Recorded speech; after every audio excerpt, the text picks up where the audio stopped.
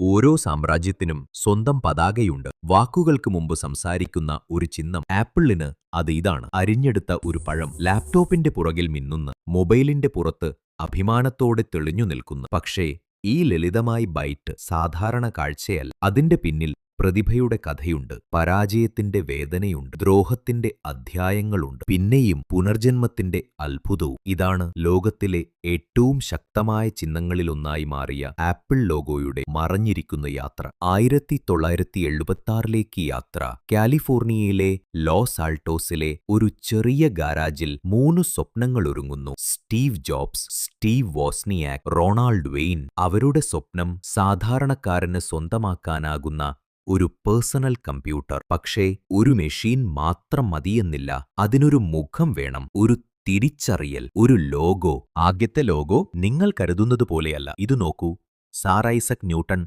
വൃക്ഷത്തിന് കീഴിൽ ഇരിക്കുന്നു. മുകളിലൂടെ ഒരു ആപ്പിൾ തൂങ്ങി നിൽക്കുന്നു. ചുറ്റും ആപ്പിൾ കമ്പ്യൂട്ടർ കമ്പനി എന്ന് പഴയകാല ശൈലിയിൽ കലാപരമായിരുന്നു, കവിതാപരമായിരുന്നു. പക്ഷേ ആളുകൾക്ക് മനസ്സിലായില്ല, ഇത് സാങ്കേതിക കമ്പനിയാണോ, പ്രസാധന സ്ഥാപനമാണോ, ശാസ്ത്ര ക്ലബ്ബാണോ? ഉപഭോക്താക്കൾ ആശയക്കുഴപ്പത്തിലായി. സ്റ്റീവ് ജോബ്സിനും അതുപോലെ. 1977 ജോബ്സ് വലിയൊരു തീരുമാനമെടുത്തു. എളുപ്പമുള്ളതും ഓർമ്മിക്കപ്പെടുന്നതുമായ ഒരു ലോഗോ വേണം എന്ന് പറഞ്ഞു. ഡിസൈനർ റോബ് ജാനോഫിനെ നിയമിച്ചു. അദ്ദേഹം തിരികെ കൊണ്ടുവന്നത് പ്രതിഭാശാലിയായ ഒരു ഡിസൈൻ, ഒരു ലളിതമായ ആപ്പിൾ. അരിഞ്ഞെടുത്ത ഒരു കടിയോടെ. നറേറ്റർ: ആ കടിയ്ക്കു പിന്നിലെ രഹസ്യം. ചിലർ പറയുന്നു ആധുനിക കമ്പ്യൂട്ടിംഗിന്റെ പിതാവായ അലൻ ട്യൂറിങ്ങിന് ആദരം. മറ്റു ചിലർ പറയുന്നു ബൈബിളിലെ അറിവിന്റെ പഴത്തിന്റെ പ്രതീകം. എന്നാൽ സത്യം വളരെ ലളിതം. കടിയില്ലാതെ നോക്കിയാൽ അത് ചെറി പഴമെന്നോ തക്കാളിയെന്നോ തോന്നും.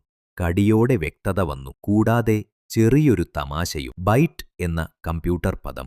റെയിൻബോ നിറമുള്ള ആപ്പിൾ ലോകത്തിന് ഒരു പ്രഖ്യാപനമായിരുന്നു. സാങ്കേതികവിദ്യ വെറും മെഷീൻ മാത്രമല്ല, അത് സൃഷ്ടിപരമായതും മനുഷ്യബന്ധമുള്ളതുമാണ്. ആപ്പിൾ 2 പുറത്തിറങ്ങിയപ്പോൾ അത് വെറും കമ്പ്യൂട്ടറായിരുന്നില്ല, അത് ഒരു വിപ്ലവമായിരുന്നു. പക്ഷേ ലോഗോകൾ മാത്രം കമ്പനികളെ രക്ഷിക്കില്ല. ഒരു 1980കളുടെ മധ്യേ ആപ്പിളിന്റെ സ്വപ്നങ്ങൾ ഇടറാൻ തുടങ്ങി. ആന്തരിക കലഹങ്ങൾ, മൈക്രോസോഫ്റ്റിന്റെ വളർച്ച. പിന്നെ ഏറ്റവും വേദനിപ്പിച്ച സംഭവം, സ്റ്റീവ് ജോബ്സ് തന്നെ തന്റെ കമ്പനി വിട്ടുപോകേണ്ടി വന്നു. 59ാം നൂറ്റാണ്ടിൽ ആപ്പിൾ തളർന്നു. നഷ്ടങ്ങൾ, തെറ്റായ തീരുമാനങ്ങൾ, അപകടത്തിലായ ഭാവി. ലോകം പറഞ്ഞിരുന്നു ആപ്പിൾ ഇനി നിലനിൽക്കില്ല. നറേറ്റർ: നിറമുള്ള ആപ്പിൾ ജീവിച്ചു. വിശ്വസ്തരായ ആരാധകർ. അത് പ്രതീക്ഷയുടെ ചിഹ്നമായിരുന്നു. ആപ്പിളിലൊന്നുമെങ്കിലും ഇനിയും മായാജാലമുണ്ടെന്നൊരു ഓർമ്മപ്പെടുത്തൽ. നറേറ്റർ: ആരാണ് അദ്ദേഹം മടങ്ങിവന്നത്? Steve job. കൂടാതെ ഒരു പുതിയ ദൃഷ്ടിയും, ഒരു പുതിയ ആപ്പിളും. നറേറ്റർ ആത്മവിശ്വാസത്തോടെ: റെയിൻബോ പോയി, പകരം ഏകവർണ്ണത്തിലുള്ള ആപ്പിൾ. വെള്ളി, കറുപ്പ്, വെളുപ്പ്. ലളിതം, ആധുനികം, ശക്തം. ഇത് വെറും ലോഗോ മാറ്റമല്ല, ഒരു പ്രഖ്യാപനമായി.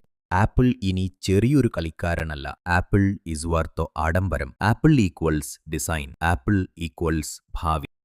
IMAC, iPod, iPhone, MacBook. ഓരോ ഉൽപ്പന്നത്തിലും ആ കടിയെടുത്ത ആപ്പിൾ തെളിഞ്ഞു. അതിനെക്കുറിച്ച് പറഞ്ഞത് ഒരേ ഒരു കാര്യം: ആപ്പിൾ വെറും ബ്രാൻഡല്ല, ആപ്പിൾ ഒരു ജീവിതശൈലി, ഒരു സമൂഹം, ഒരു ലോകപ്രതീകം. ആപ്പിൾ പ്രതീകം വികാരപൂർണവും. ഇനി നിങ്ങൾ ആപ്പിൾ ലോഗോ കാണുമ്പോൾ ഓർക്കുക, അത് വെറുമൊരു പഴമല്ല, അതൊരു ദൃഷ്ടിയുടെ കഥയാണ്. സഹനത്തിന്റെ കഥ, പുനർജന്മത്തിന്റെ കഥ. ഓരോ ലോഗോയ്ക്കും പിന്നിൽ ഒരു യാത്രയുണ്ട്. ആപ്പിളിന്റെ യാത്ര